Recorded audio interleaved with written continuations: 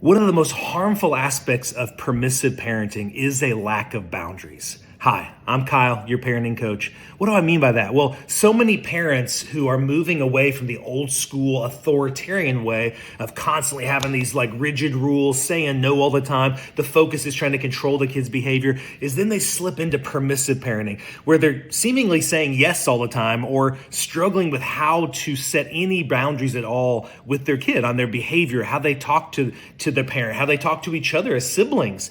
And they're really struggling with how to guide that without controlling it, because lots of them just didn't see it when they were growing up. I don't know how you were raised, but it just wasn't modeled quite a bit. But boundaries are a crucial part of parenting, and kids want you to set them. Just like we as adults, when we go into social settings, we want to know what is appropriate for how I dress, what's appropriate for what we talk about in this setting.